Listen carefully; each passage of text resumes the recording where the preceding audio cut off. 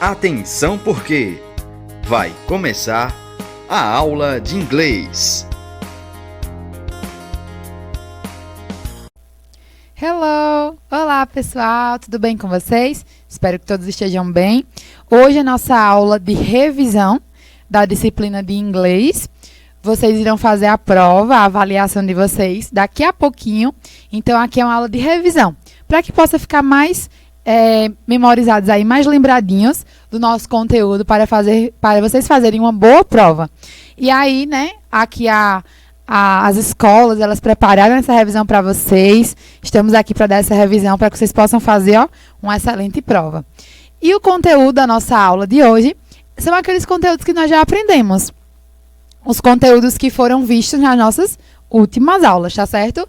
Depois que vocês fizeram a primeira prova, até agora. Então, os conteúdos são quais? Só são 3 que nós aprendemos. Coerência e coesão, que o que é isso? São aquelas conjunções e advérbios que nós vimos.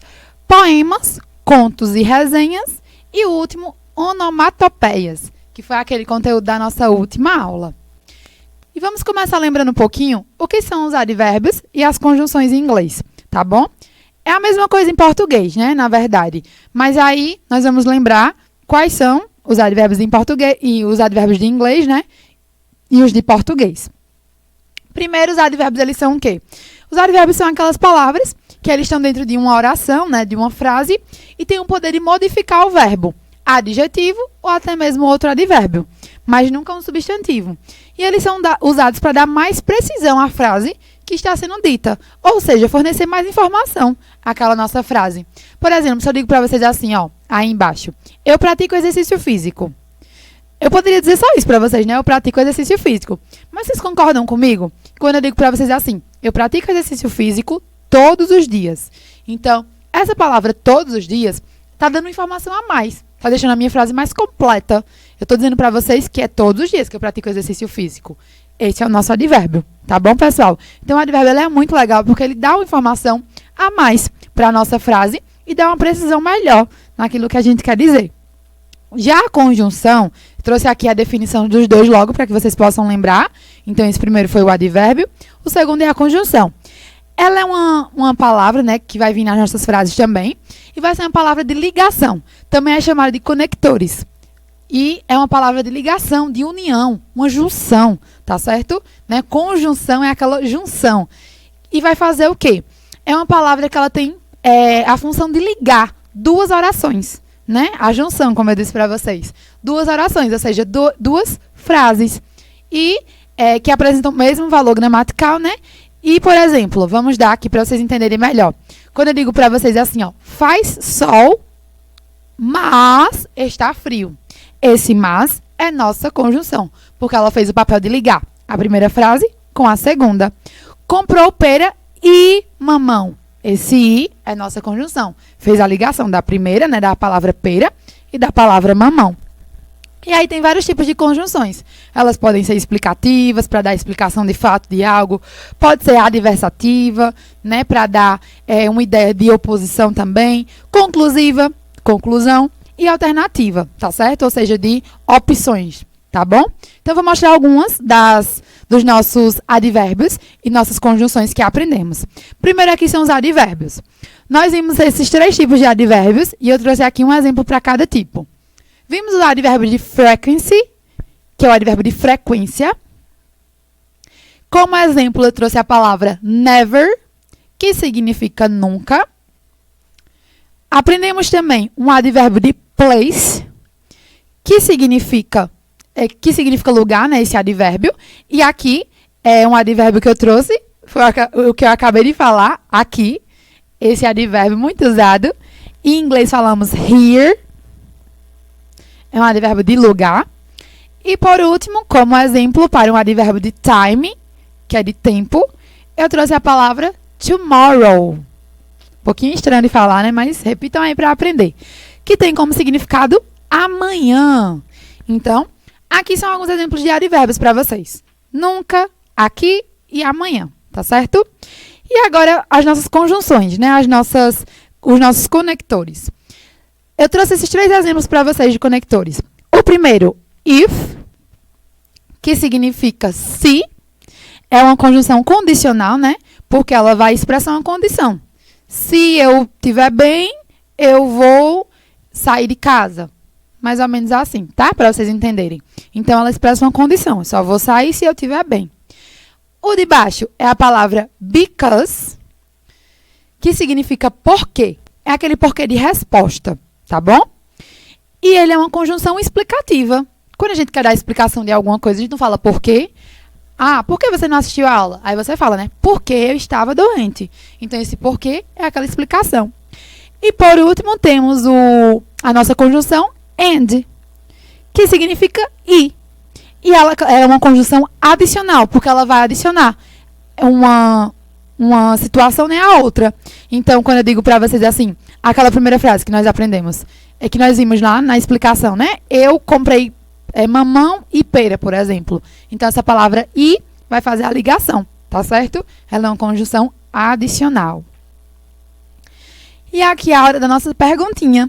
Porque, vejam, na nossa aula de hoje eu vou explicar para vocês. A cada assunto que nós revisarmos, nós aprendemos 3 assuntos, eu vou revisar os 3.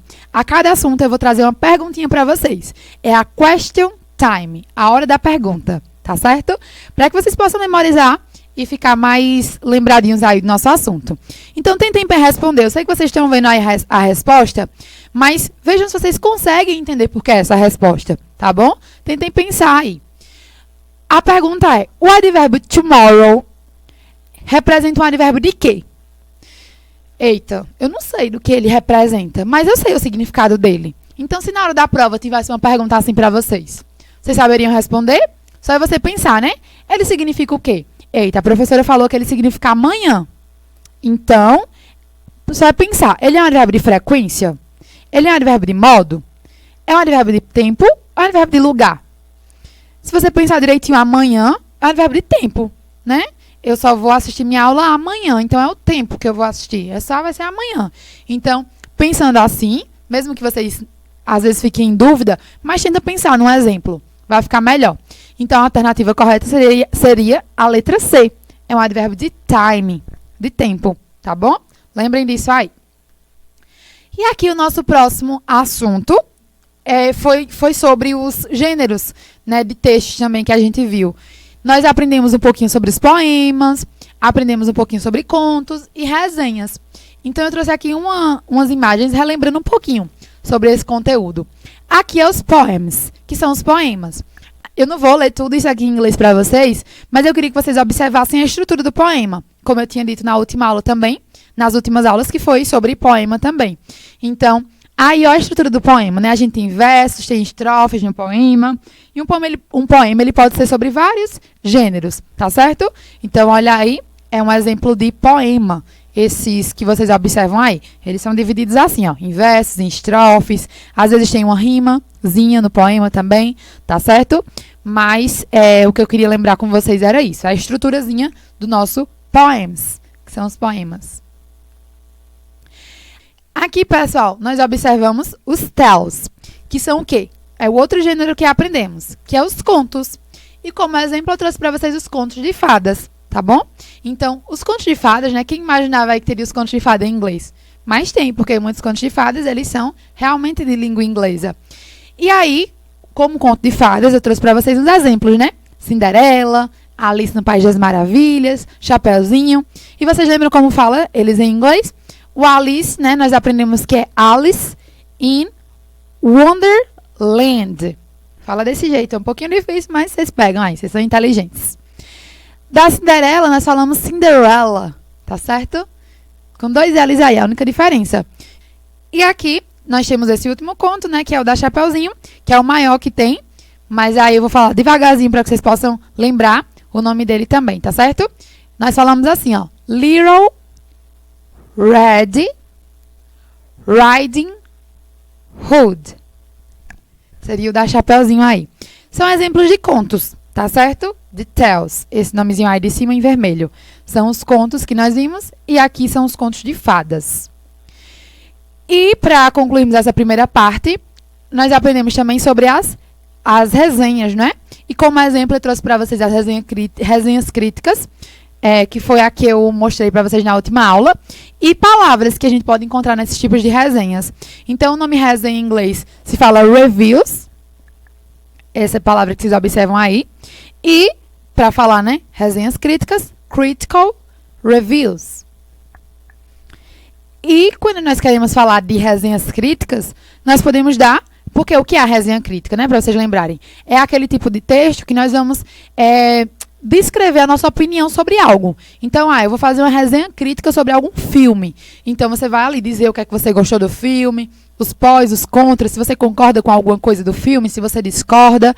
E eu trouxe para vocês as palavrinhas que vai indicar que aquele tipo de texto pode ser uma resenha, tá bom? Então, olha as frases aí que pode aparecer nesses textos, nesse tipo de texto. I love it. Eu amei isso. O de baixo aí. I disagree. Eu discordo. Quando você quer falar concorda, né? Esse de baixo que eu falei eu discordo. Mas se você quer falar concorda, I agree. Eu concordo. Quando a gente fala que gosta de algo, né? Eu gostei disso. I like it. E quando você não gosta? Não gostei disso. Você pode falar I dislike. Tá certo? Então, aqui são formas de a gente falar, né, de se gostou de algo, se não gostou. E essas palavras vocês podem encontrar nas reviews, as resenhas. E aqui é a nossa question time, a hora da pergunta. Eita, olha aí, tá vendo? Olha esse nome grandão aí. Little Red Riding Hood. Corresponde a quê? Então, esse nome todinho aí, ele corresponde a quê? Se vocês olharem as opções, ele é um poema? Ele é uma resenha? Ou ele é um conto? É um conto, né? Lembra que esse nome grandão aí é o nome para dizer Chapeuzinho Vermelho? Então, ele é um conto. É um tales. Letra C aí, tá certo? Então, espero que tenham acertado aí, se vocês fossem responder essa pergunta. E para nós concluirmos aqui a nossa revisão, eu gostaria de lembrar com vocês o que é a onomatopeia, que é aquela palavrinha que nós aprendemos, aqueles sons que nós aprendemos na última aula também, que a onomatopeia é nada mais, nada menos do que os sons que nós podemos encontrar nos textos, tá certo? Então, em livros, em tirinhas, né? Em leituras que a gente vai fazer realmente em questões, tá bom? Então, quando a gente vê o miau do gato escrito, né? Essas palavras escritas. Porque, como eu disse para vocês, se vocês forem analisar um texto, o texto não sai som ali do texto, né? Você que está lendo que você vai emitir o som. Então, precisa ter essas onomatopeias para a gente conseguir identificar o som de alguma coisa. Tá bom, pessoal? Então, tinha aí, né, esses exemplos para vocês observam aí o tec-tec, ring, né, R-I-N-G, e são exemplos de onomatopeias. Mas eu gostaria de lembrar com vocês algumas que aprendemos na última aula, essas 4 aqui. Queria lembrar com vocês. Quando a gente vai expressar admiração de alguma coisa, então, eita, naquela tirinha ali tem uma expressão de admiração. Podia ser falado como, em inglês? Wow, tá? W-O-W, que vai ser o nosso wow, tá certo? É aquela admiração. Embaixo aí, o toque-toque da porta, a batida. Em inglês a gente fala como? Knock, knock, tá certo? É diferente de português, tá certo? Em português é toque-toque. Em inglês é knock, knock. Beleza? A batida. Eita, teve uma batida ali, pô, né? Em inglês seria como? Crash. Essa palavrinha aí, para se referir à batida. E o mergulho, né? O tibum. Seria como esse tibum aí, na nossa onomatopeia? Falaríamos splash. Tá certo? Que vocês observam aí, essa palavrinha. Então, aqui é bem legal esse assunto, porque ele vai mostrar pra gente aquelas palavras que são encontradas nos textos, para conseguirmos entender melhor. E nossa question time, a hora da pergunta.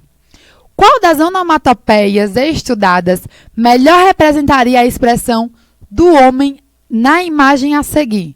Então, olha esse homem aí nessa imagem, né? Ele está com expressão de admiração. Vocês estão vendo? Está admirado com alguma coisa.